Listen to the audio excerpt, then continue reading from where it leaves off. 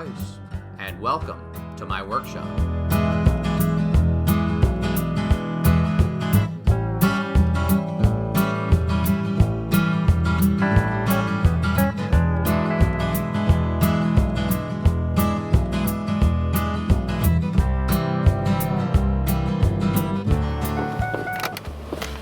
I'm just back from the big box store. Got some glue and some of those little brushes.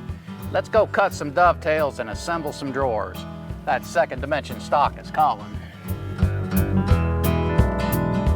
Built-in cabinetry for the new room. Part 2, Drawer Assembly.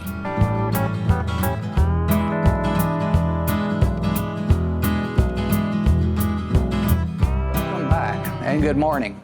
It's been a couple of days. Why? We've been waiting on boxes. I have taken the time to get everything sanded down to final dimensions, and things are looking really good. All these panels glued up great. But when I put my boxes in order and I started to size things up, I have noticed that I don't have nearly the tolerance that I'm supposed to have. So looking at these boxes, which are supposed to be 3.5 inches wide, it doesn't look like they are. I think they're a little bit larger. So quality control on this was not so hot. So they're bigger. I had 3.5 inches with 1/8 in between each one of these and on the edges, and that was going to be very comfortable. And then on top of that, I had a 1/2 inch tolerance in my board here. All that's pretty much gone. So what are we going to do? We're going to take these boards over here, find the one that is the shortest, and everything will be cut to that dimension. We'll come back here and take another look. To be truthful, I think we're going to be okay. But I like to have my tails proud, because then you take a router and trim them back. It's a great look. It sands down perfect. And if you do it right, it actually fills in a lot of the gaps. So this is a bit of a disappointment. We're going to work through it, but what is the lesson? The lesson is have all your materials in advance of starting a project like this. Logistics. And any project manager knows that. Now, also, every project manager knows that there are drivers that push you in various directions. And when you get out of sequence, there's a price to be paid. We're paying that price. And that's just the way it works. So we're going to work this out. We're going to take these to the table saw. Nearest one defines our dimensions. We're going to cut the fronts first, then we're going to get into the backs. Going to recheck this to see where we are. Frankly, I think we're going to be okay. And then we're going to start getting into some, well, we will have the final lengths. We're going to be getting the widths of the board set up, and we're going to be looking at getting ourselves set up for dovetailing. One of the things I have to do is I have to get a good edge on this, and the saw will cut it square this way, but I need to make sure, and this is going to be my square down here, so I'll mark that too. I need to just take a whisper, and I mean a whisper. Go ahead and mark the other side too, because this side has to come off. This will tell you where you've been. Actually, it's going to be more that than anything. We've got to take this mighty slow.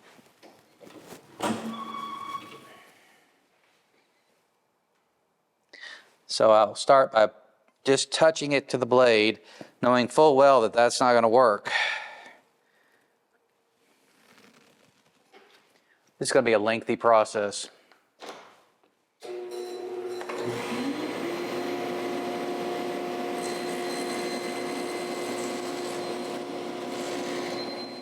I have put my rip fence, and I've used this to measure. I believe this to be my narrowest board, and that's just because of how much I had to cut off on this side.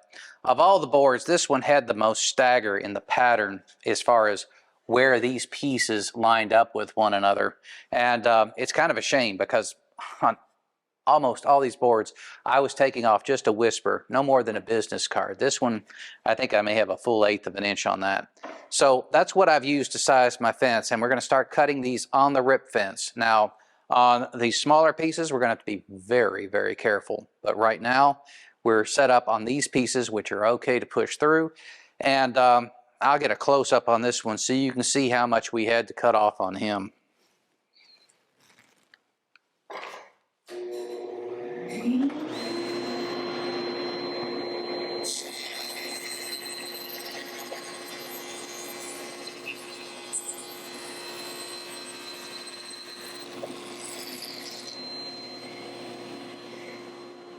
Well, taking a piece like this and pushing it through on a rip fence like that is paramount to folly. So I thought better of that, and it was really never in the cards.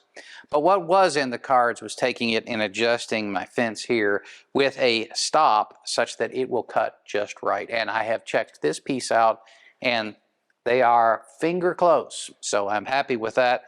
We're going to go ahead and take the rest of these and cut them through. Now, what we really need to do, we've marked these with the square, and you saw me measure that. I know that square, so that's the side that goes against this and the bottom corner. As long as we keep that straight, we're probably in pretty good shape here, because when we parallel these up to length, we'll be putting this against the fence, and that'll get all four corners pretty much parallel. Careful.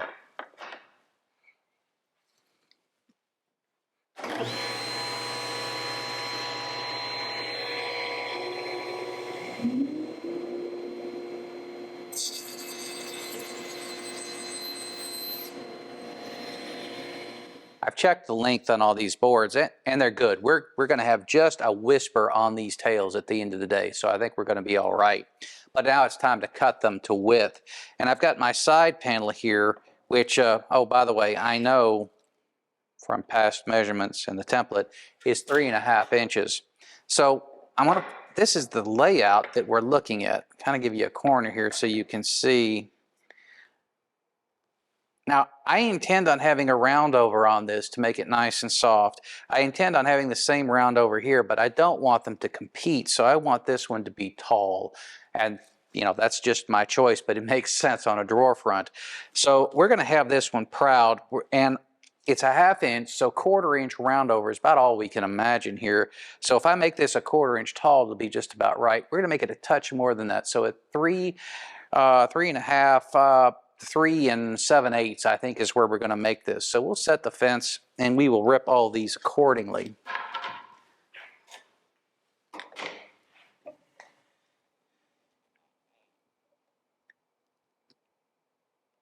And that'll be all 9 of them.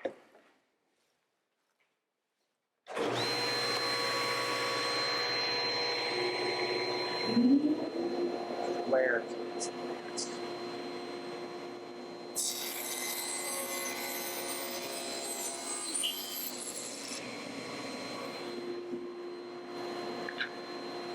I'm set up here on the router table, and I've got a 1/8 inch bit, beating bit, and I've got it set at the appropriate depth such that I don't get the benefit of the bead, just the round over.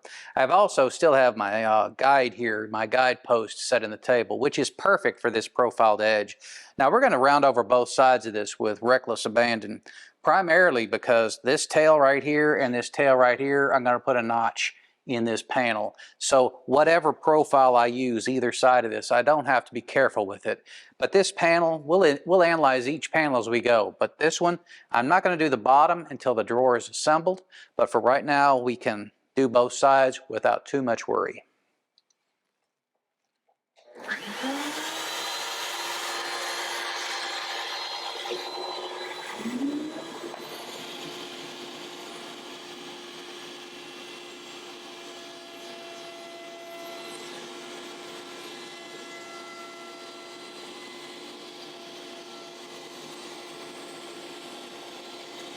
This is the front face of the drawer, and if you'll recall, well, I'll show you right here, this is going to sit shallow of both sides, so I can get a round over on each side without interfering with the dovetail, and that's what I'm going to do. So the only thing I really have to pay attention here is what's on top.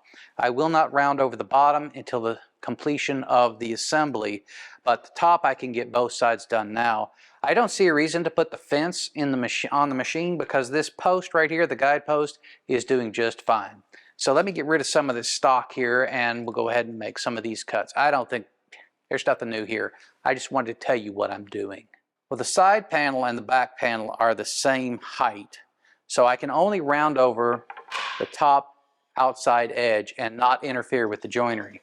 And we'll do that. We'll use this mark, this square mark that I've got in each one of the corners to help us keep track. I've taken a lot of time to get this joint to work out. Getting all the settings in place is critical. And right now, this is looking really good. There's just a whisper proud on either side. When we clean this up on the router table, it's going to be great. And as you can see, I've also done all these joints. And these came out just as expected. Prep is everything. Once the jig is set up, it should perform, and it did. So I've got a good flat surface here. All my dovetails are lining up. When I cut the groove in for the bottom, yes, you will see a little bit right there, unless we do a stopped dado, and we might, but you will not see it from the front. So this is all working out real well. Now, this is interesting, this detail here. This is what I wanted. This is on purpose. I wanted this to be proud. I wanted that look. So why is that an issue? Well, it's an issue because the positive stop on the Omni jig butts up here and here.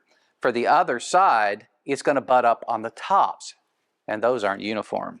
So what are we going to do? Well, the jig is set up for this particular joint, and it is also set up for the caddy corner joint. So we're going to do both of those. Then we're going to walk around, we're going to reset the jig to do this side and this side on the opposite side. It sounds a little counterintuitive, but all these dovetailing jigs work this way, especially if you're doing through dovetails. So come over here and let me show you what I'm talking about on the jig itself. I've taken the dust shroud off so you can see things a little better. Now, we made all those joints and we were indexing against the bottom face, and that's what this stop was helping us do. All these fingers up here, they were lined up to let this stop work for us. Now, when we do the other side, the one I said we couldn't do here, we would have to index against this face right here. Now, recall that when I put my joint together, one face is taller than the other. So somehow I've got to get this to pull back this far the right amount, which really bothers me because that variable is something that I don't want to deal with. Additionally, if I put the piece in this way, which I would have to get it to line up right, this stop moves this piece this way too far. I can't do it. It's a non-starter. Everything is wrong. So this won't work this way anyway. So what do? We're going to use this stop over here on the other side of the jig. And all we have to do is take our fingers and rearrange them on that side, and everything will be fine. All these dovetail jigs work this way. So it's just keeping these things in mind. And once you understand the tool, you'll be better at using it. All fine and good, but we still haven't cut that caddy corner joint in the back. That's the one with the big panel, and the fingers are already set, so let's do that now.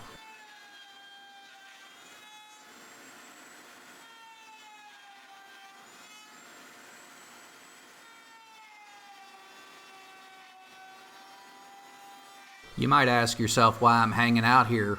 Usually I cut the footage at this point. Well, stay tuned. Wait for it. Well, you and I both know I was not expecting that.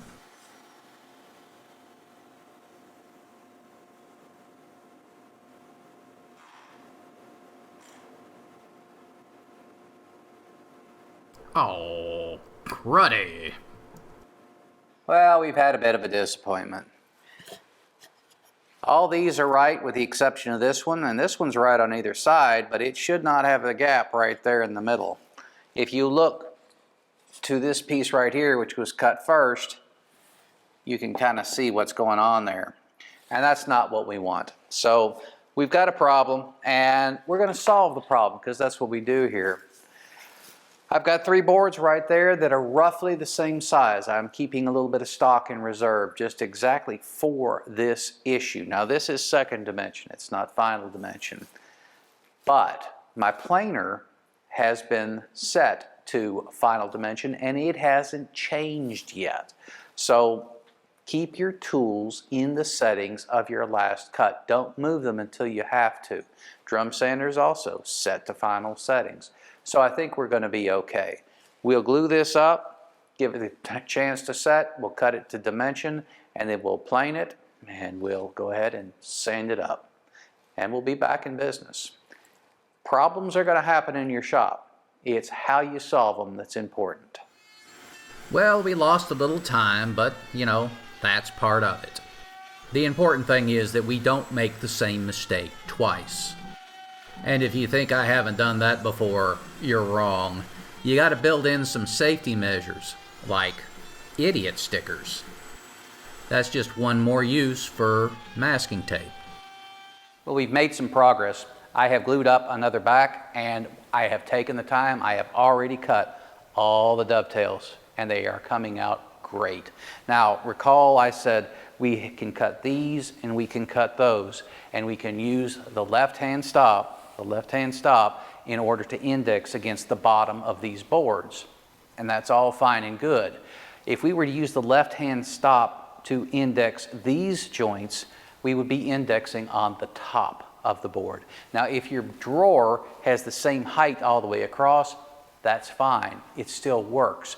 But that's not what we have here. We have a different height. So we need to go from the left-hand stop to the right-hand stop. And that's just the way the jig is oriented over there in the corner. And in order to get the right spacings, we're going to have to move all those pin and tail guides on the adjustable jig all the way over to the other side. So that's what we have to do now. Let's go on over and start moving some pins and tails. We're over here at the jig, and I am using this piece right here. This is the piece that I ruined by cutting the center out where I shouldn't have, and we're going to try not to do that in the next case. Now, I have him positioned against this positive stop, and that is allowing me to do some interesting things, because what I can do with this is I can make a mark here. All these are lined up tight, all these are tight. I can make a mark here, and I can make a mark there, and then I can make, I've got a little bit of overhang right there. So there, I'm indexing where these joints fall for these pins.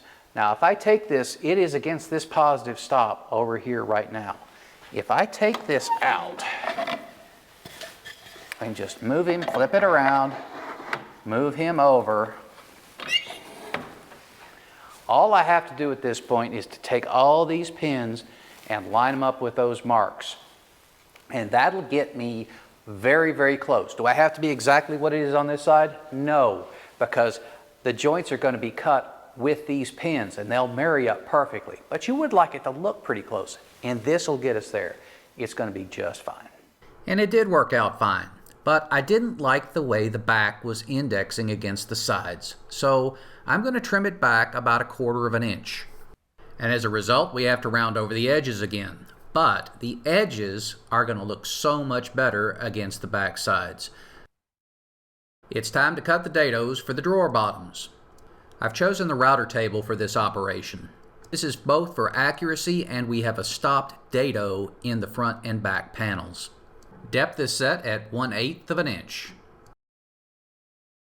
I have an 1/8 of an inch bit installed, so we'll have to make this in a couple of passes. There's no mystery behind a stop dado. It's just a matter of getting your stops in the right place. Go ahead and press down and take it forward. Now, one thing you might note, it's going to collect a lot of sawdust in that groove. If you take it back the way you came, the bit will clear all that out, and you'll have a nice clean groove when you finish. I'm going to go ahead and sand down the insides of all these. I'll sand down the outsides after I get them assembled. First one's assembled, and it went together pretty well. I must admit, these joints are seriously tight. I've got another one over here. I put the boxes in just to see how they'd work, and as expected, they're seriously tight. I kind of like the compartment in the back. You know, that's a good place for things that you just want to stay hid.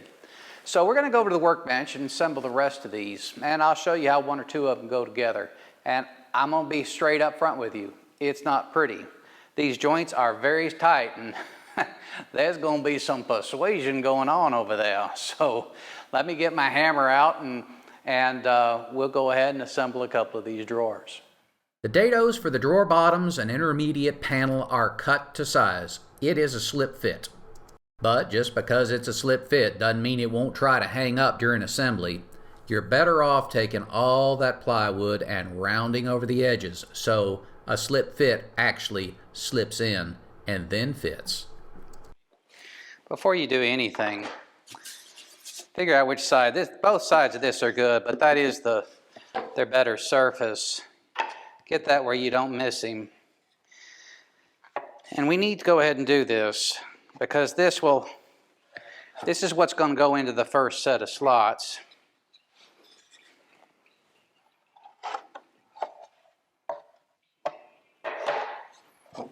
Okay, so I've got that there. Let's set this aside. Let's do this one first so you can see better.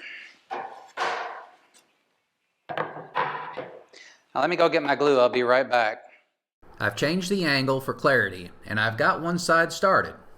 I'm also going to do this in real time. I want you to have an idea about how long it takes and how tight these joints are.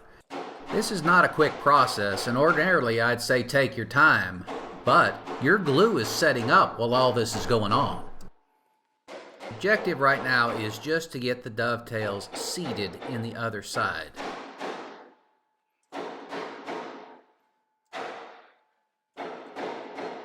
We need to turn it over to drive it home. This decreases the possibility of damaging the pins. The side panel also flexes a bit, which localizes the force of the hammer and helps push the pins in quicker. By the same token, you have to spread it out up and down the panel in order not to split it. On this job, I didn't split a single one, but it is certainly a possibility. Even your load out and you'll stand a better chance of success.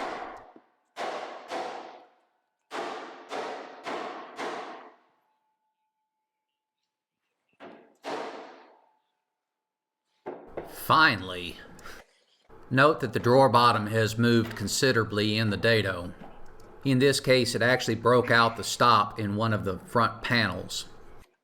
Now what you can't do, if you forget about this, you're in trouble. There. Here we go.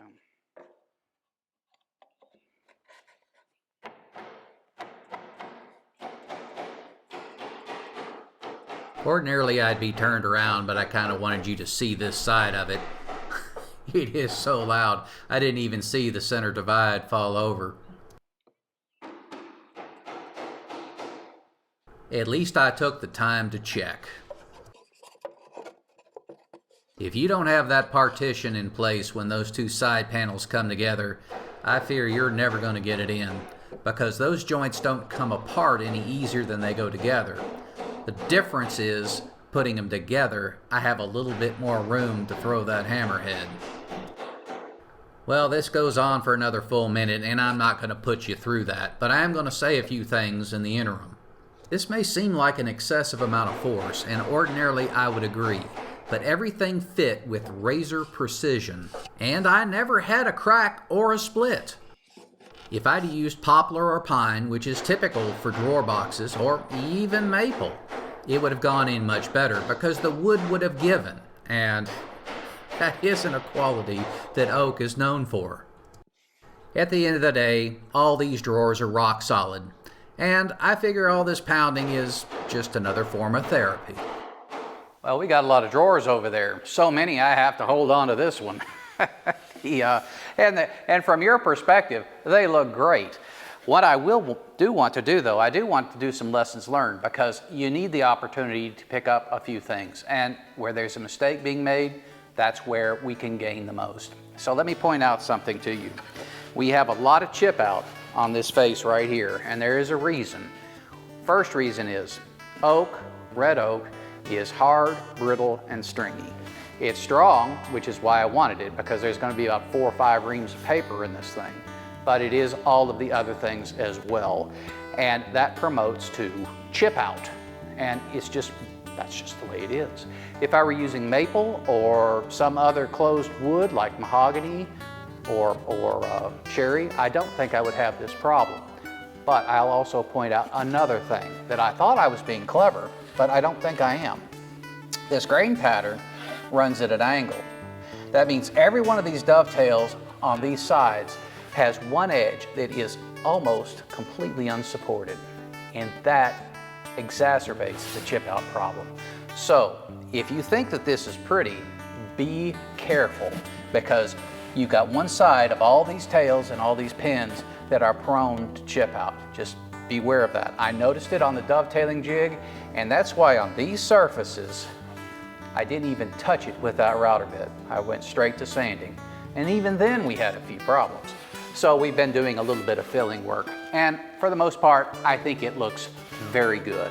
So that's where we are right now. I have sanded this down to 80 grit. I'm gonna go back to the random orbital sander and take it to 120. I can't believe you're interested in that. If you are, tune in to another show. I sand plenty of times elsewhere. But what we're gonna do next week, I think is gonna be very interesting. We are going to be creating the side panels with the drawer slides that hold these drawers. And then we're going to take those to the upstairs room, and we have to fit them in between the studs so that the drawers slide into the wall cavity. I think that you'll find that interesting. It's going to be fun for me because I'll be dual site. We'll be both here in the shop and we'll be upstairs in the new room. So I hope you'll tune in and join us in Roby's workshop.